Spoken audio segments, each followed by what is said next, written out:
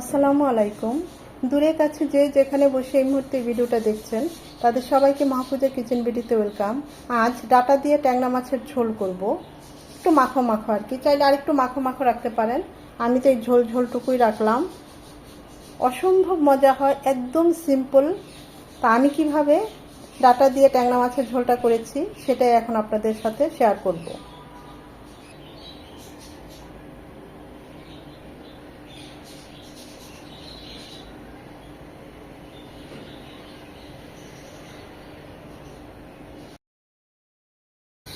ট্যাংরা মাছগুলো ভাজার জন্য প্যানে দিয়ে দিচ্ছি সয়াবিন তেল।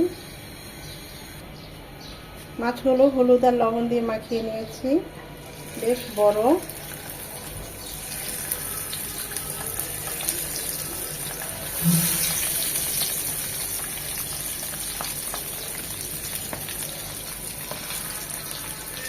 বাকিগুলো আবার পরে বেছে ভাজবো। জাস্ট এটি টুকি 1 মিনিট করে ভেজে নেব, কড়া করে ভাজবো না।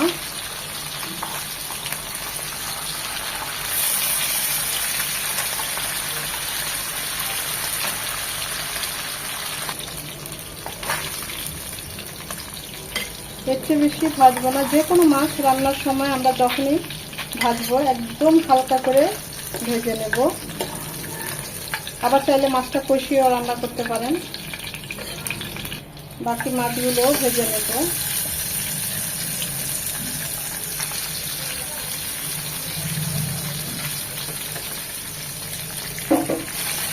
খেয়াল রাখতে হবে মাছগুলো যেন আবার ভেঙে না যায়। ট্যাংরা মাছগুলো ডাটা দিয়ে রান্না করব। আমি ডাটাগুলো ভালোভাবে ছিলে এভাবে একটু লম্বা লম্বি করে কেটে নিয়েছি, রেগুলার কাট করে। এখন এগুলো একটু ভাপিয়ে নেব।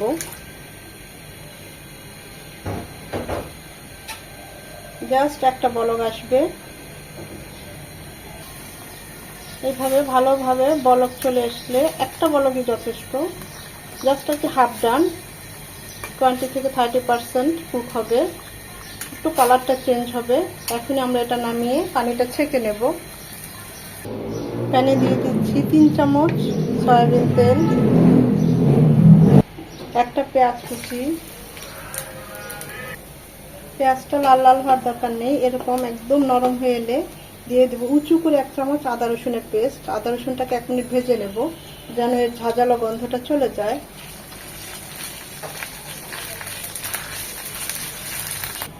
আদা রসুনটাকে 1 মিনিট ভেজে নেওয়ার পর এখানে 1 চামচ হলুদ গুঁড়ো, হাফ চামচের চেয়ে একটু কম, মানে হাফ চামচ মরিচ গুঁড়ো আর হাফ চামচ ভাজা জিরে গুঁড়ো একটু গরম পানি দিয়ে গুলিয়ে দেব। ঝালের পরিমাণটা বলছি না, যে যেমন পছন্দ করেন ওই অনুযায়ী দিবেন, তবে ডাটা তরকারি ঝাল হলে ভালো লাগে না। এখন মশলাগুলো ভালোভাবে কষিয়ে নেব। মশলাগুলো ভালোভাবে কষিয়ে নিয়ে দিয়ে দিব ডাটাগুলো।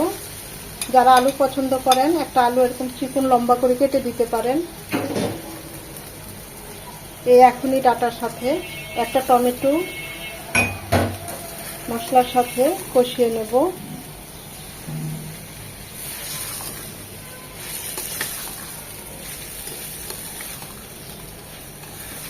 এতে টমেটোর কাঁচা ভাবটাও চলে যাবে, ডাটা আর টমেটো দুটোই কষানো হবে।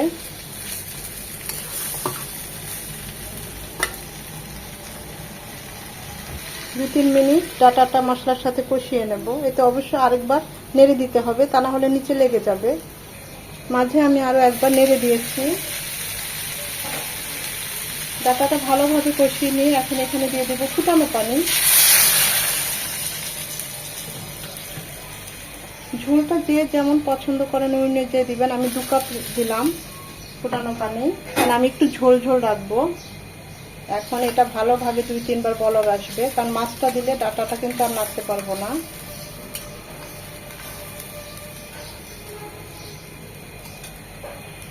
এ পর্যায়ে দিয়ে দিব লবণ, লাগলে পরে আবার দেব।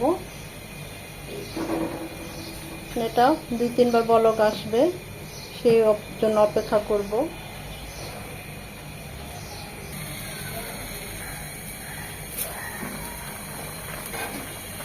2 থেকে 3টা বলক এনেছি।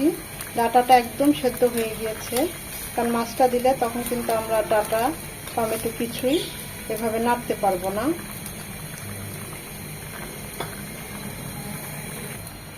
এখন দিয়ে দেব ভেজে রাখা মাছগুলো।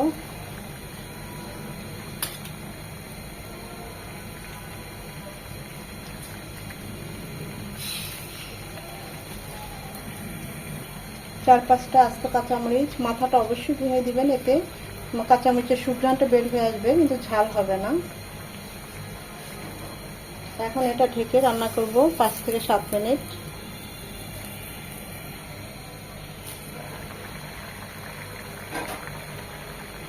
নামানোর 3-4 মিনিট আগে দিয়ে দিব আরও হাফ চামচ ভাজা জিরে গুঁড়ো।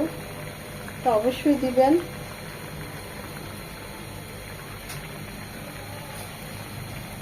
দিয়ে অবশ্যই ঢাকা দিয়ে দিবেন, যেন জিরের ফ্লেভারটা আমাদের তরকারিতে একদম মিশে যায়।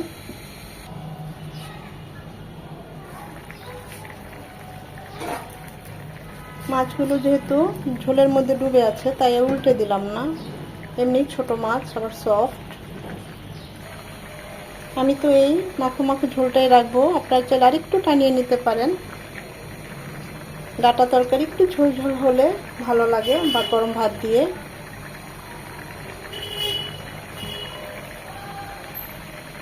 নামানোর আগে ধনেপাতা কুচি দিয়ে নামিয়ে নেব।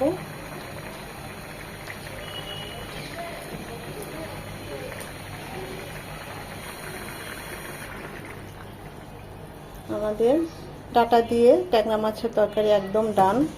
মাশাআল্লাহ, লুকসটা কত সুন্দর এসেছে দেখুন।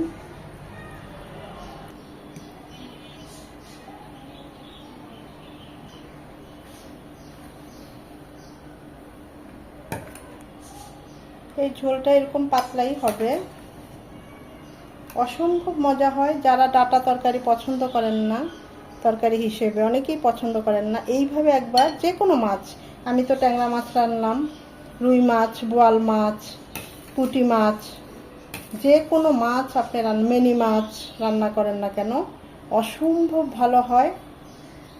আমি বলবো একবার হলেও ট্রাই করবেন।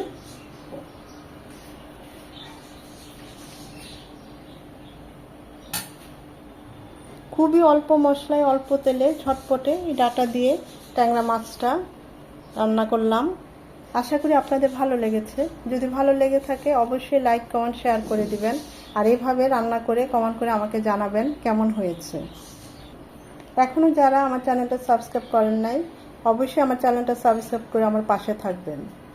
একটা লাইক তো অবশ্যই দিবেন, কারণ এই লাইকটা পরবর্তী ভিডিও করতে আমাকে উৎসাহিত করে, সাহায্য করে।